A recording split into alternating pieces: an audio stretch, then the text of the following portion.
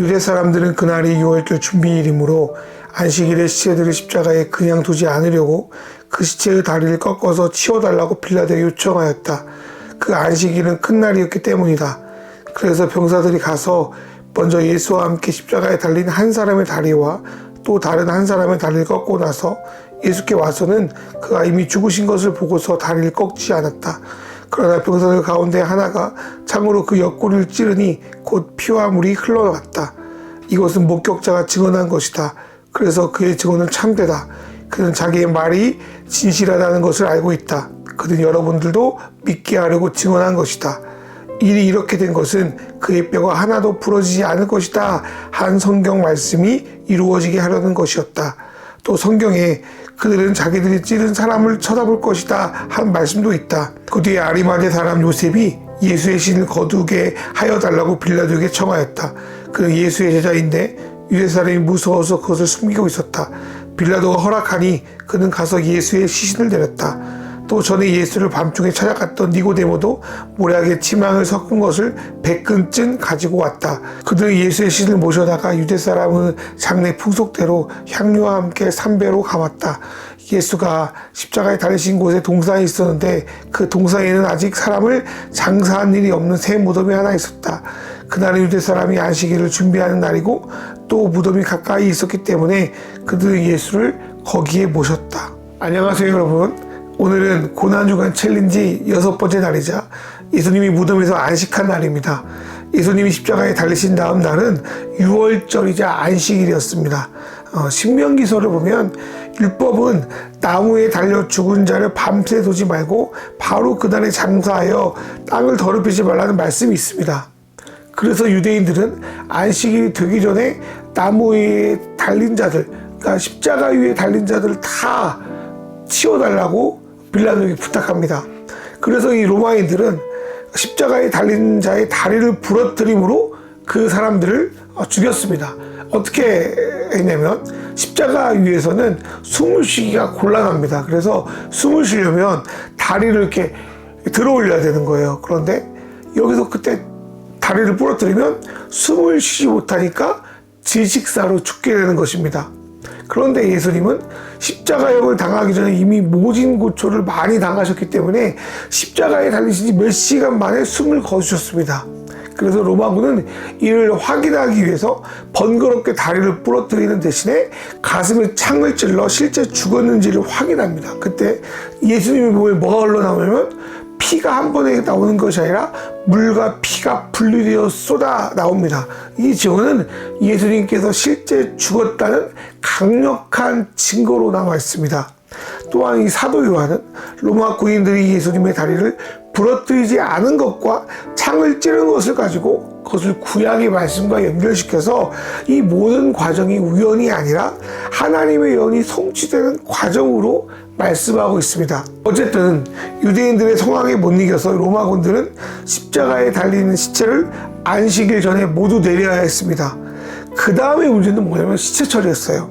안식일이 되기 전에 시체를 치워야 하기 때문에 시간도 없을 뿐더러 예수님을 제대로 장례할 장소나 물품이나 무덤도 구할 수 없었습니다. 예수님의 일을 봐줄 제자들은 모두 도망가 버렸기 때문에 뭐 어떻게 할 수가 없는 거예요. 자칫하다가 예수님의 몸은 다른 시체와 함께 잘 모르는 곳에 함께 버려져야 될 수도 몰랐습니다. 이런 절체절명의 상황 속에서 이제까지 숨겨왔던 신앙을 드러내어 예수님의 장사를 준비한 두 사람이 있었습니다. 그들은 아리마대 요셉과 니고데모였습니다. 요셉은 예수를 믿는 사람이지만 유대인들이 무서워서 이제까지 그 신앙을 숨겨왔습니다. 그런데 아무도 예수님의 장례를 도와줄 수 없는 그런 상황이 된 지금 용기 있게 빌라도에게 나아가서 예수님의 시체를 달라고 요구합니다. 그리고 동산 근처에 있는 새 무덤을 급히 구해 안식일이 되기 전에 예수님의 시체를 거기에 안치하게 되었습니다.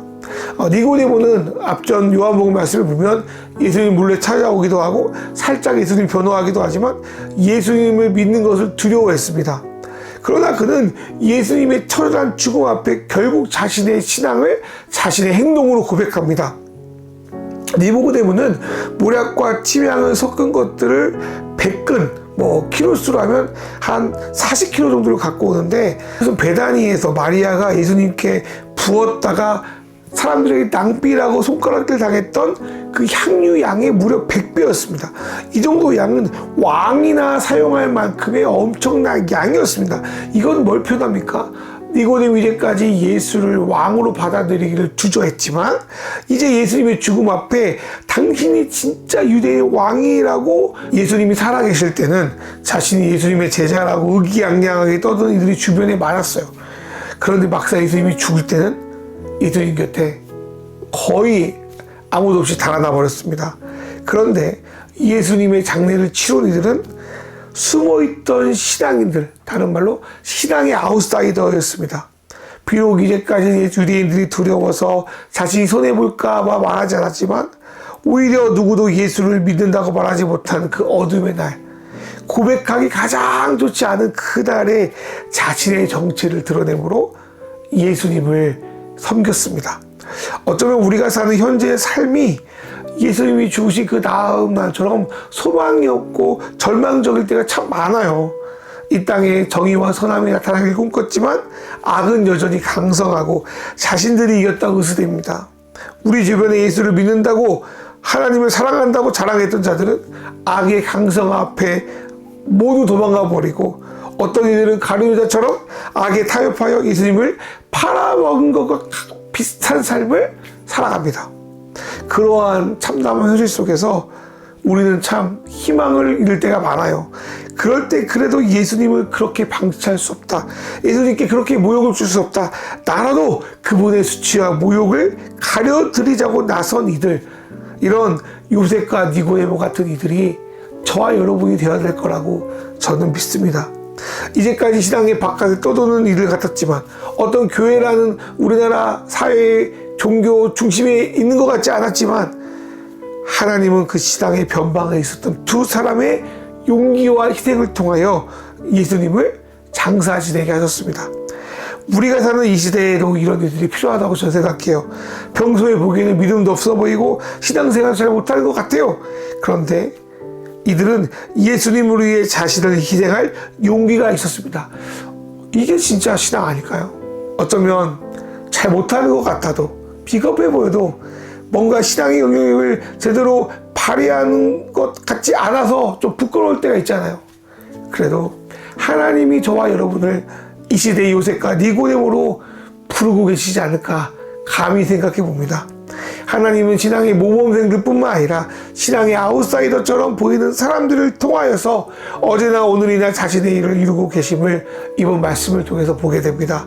그리고 하나님께서는 숨어있지만 여전히 이 땅에 신앙을 지키고 있는 한국의 요셉과 니고데모를 통해 자신의 일과 복음을 드러낼 줄 믿으며 나아갑니다. 이 시간에 각자 주신 말씀 생각하면서 조용히 묵상으로 기도하겠습니다.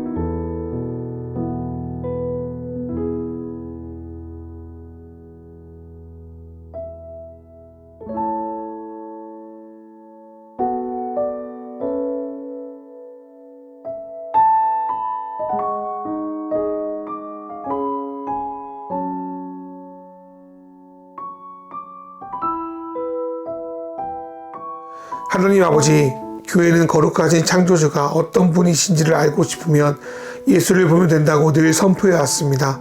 즐거움을 아는 자, 슬픔을 모르지 않은 사람, 영세 끼는 공, 크고 작은 고통을 알았고 대체로 홀로 죄인으로서 죽었던 사람을 말이죠. 수수께끼와도 같이 주님은 우리의 취약함을 거두어 가시지 않습니다. 그분은 그 안으로 들어오십니다. 예수는 우리의 어둠으로 들어오기 위해 밤이 존재하지 않는 곳을 떠나셨습니다. 물집과 소화불량, 어긋난 관계와 친구의 죽음, 복합적 제국과 가난의 굴욕, 폭력과 공포가 만나셨습니다. 어느 날 그분은 극심한 고통을 피하게 해달라고 땀을 핏방울처럼 흘리며 아버지께 구하였습니다. 친구들이 잠들어 있는 동안 어둠 속에서 홀로 흐느끼셨습니다. 그분은 내 뜻대로 되게 하지 마시고 아버지 뜻대로 되게 하여 주십시오라고 말씀하셨고 곧 이어 고문당하고 죽으셨습니다. 주님은 자신에게 나쁜 일이 일어나는 것을 막지 않으셨습니다. 이 놀라운 예수 그리스도를 찬양합니다. 예수님의 이름으로 기도합니다. 아멘.